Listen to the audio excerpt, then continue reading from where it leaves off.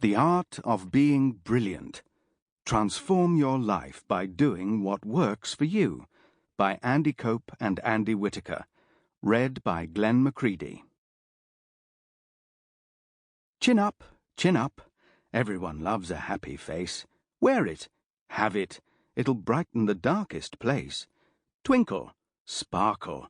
Let a little sunshine in. You'll be on the right side, looking on the bright side. Up with your chinny chin chin. E.B. White, Charlotte's Web, 1952. For Ed Peppett, without whose vision and enthusiasm this book would never have seen the light of day. Ed, we are truly grateful. Foreword. Have you ever achieved something in your life that you are very proud of, and then someone else comes along and does it better, like being trumped at cards? Well, there I was, thinking I had achieved that elusive magic element in the Naked Leader books, simplicity. Simplicity in stripping down to the essentials, and then stripping them down even further, until you end up with pure common sense, which in this age of information overwhelm is, sadly, not so common. Then along came Andy Cope's first book, Being Brilliant, full of the blindingly obvious stuff we can make happen in our personal as well as business lives, and with bags of humour thrown in. And, to add insult to injury, he even had the bare-faced cheek to ask me for an endorsement. How was I supposed to endorse a book that does what I set out to do, but so much better? Still, I wrote an endorsement, consoled myself that this was a one-off, a true one-book wonder, and relaxed. Then, one day, thump, a large envelope hit the mat, and guess what? It was now 2 Andys with this book, The Art of Being Brilliant, and this time they didn't just want an endorsement, they wanted me to write a foreword. No way!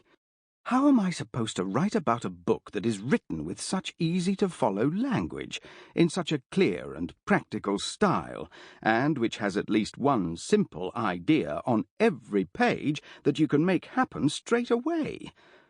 No. It's all too much. Sorry, Andys, the answer has to be no. Now, will you please stop writing such great books and go get proper jobs? David Taylor. David works with world-class leaders and organizations, is author of the best-selling Naked Leader books, the honorary professor of leadership at Warwick University Business School, and a business ambassador for the Prince's Trust. www.nakedleader.com. Jimmy's diary.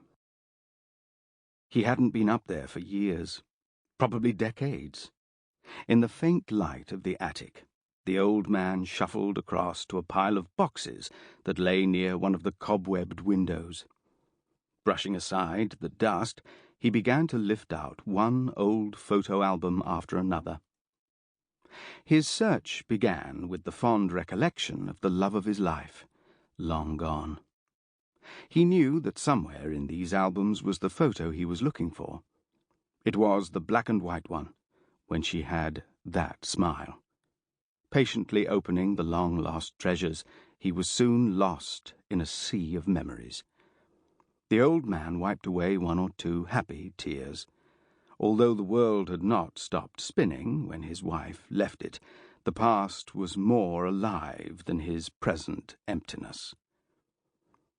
Setting aside one of the dusty albums, he pulled from the box what appeared to be a diary from his son's childhood. He couldn't recall ever having seen it before, or even the fact that his son had kept a diary. Opening the yellowed pages, he glanced over the entries, and his lips turned up at the corners in an unconscious smile. His eyes shone, and he chuckled aloud. He realized he wasn't just reading the words. He could hear them, spoken by his young son who'd grown up far too fast in that very house. In the utter silence of the attic, the earnest words of a 6-year-old worked their magic, and the old man was carried back to a time almost forgotten. Sample complete. Ready to continue?